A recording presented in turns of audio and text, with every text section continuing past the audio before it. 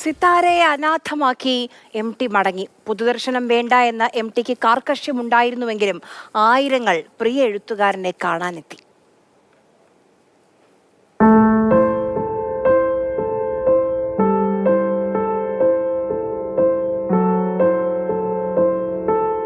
കോഴിക്കോട് കൊട്ടാരം റോഡിനിത് പുതിയ കാഴ്ചയല്ല.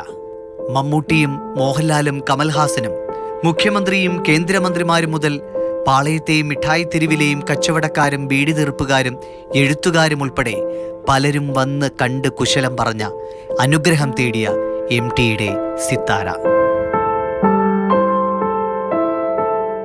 ഇന്നും വന്നു ആയിരങ്ങൾ.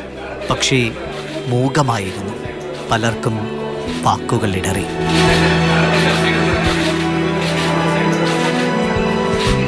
ഒരുപാട് വർഷത്തെ ബന്ധവും അദ്ദേഹത്തിൻ്റെ തൂലികയിലൂടെ സൃഷ്ടിച്ചെടുത്ത ഒരുപാട് നല്ല കഥാപാത്രങ്ങൾ അഭിനയിക്കാൻ സാധിച്ചൊരാളാണ്. വാസേട്ടനെ എനിക്ക് മറക്കാൻ കഴിയില്ല. വാസേട്ടൻ കോഴിക്കോടുള്ള കലാകാരന്മാരും കലാകാരികളും ഒക്കെ ചാൻസ് കൊടുത്തിട്ടുണ്ട്. വാസേട്ടനായിട്ട് അടുത്ത് കഴിഞ്ഞാൽ പിന്നെ അകലാൻ തോന്നില്ല. അത്രയ്ക്ക് നല്ലൊരു മനുഷ്യനായിരുന്നു ഞാൻ. അദ്ദേഹം ഒരു ഇതിഹാസ പുരുഷനാണ് ഇവിടെ വാങ്ങിയത്. അദ്ദേഹത്തെ ഒരു നോവൽ വായിച്ചു കഴിഞ്ഞാൽ ആ പശ്ചാത്തലത്തിലേക്ക് നമ്മൾ പോകും. രണ്ടാം മൂഴം വായിച്ചു കഴിഞ്ഞാൽ നമ്മൾ ഭീമൻ്റെ കഥാപാത്രം നമ്മൾ ഉൾപ്പെടും. അങ്ങനൊരു ക്രാഫ്റ്റുള്ള ഒരു എഴുത്തുകാരൻ ഞാൻ വേറെ വായിച്ചിട്ടില്ല. വലിയൊരു എന്താ പറയുക, ഇന്ത്യൻ സാഹിത്യത്തിൽ ലോക സാഹിത്യത്തിന് വലിയൊരു നഷ്ടമാണ് എനിക്ക്. MT സിത്താരയിലുള്ളിടത്തോളം കാലം കൊട്ടാരം റോഡിൽ ആളും ആരവുമായിരുന്നു. കൃതികളുടെ നാമം പോലെ ഈ മഞ്ഞുകാലത്ത് ആൾക്കൂട്ടത്തിൽ തനിയെ അദ്ദേഹം പതിയെ സിത്താരയുടെ പടിയിറങ്ങി. കൊട്ടാരം റോഡിലാകെ ഏങ്ങൽ തളം കെട്ടി.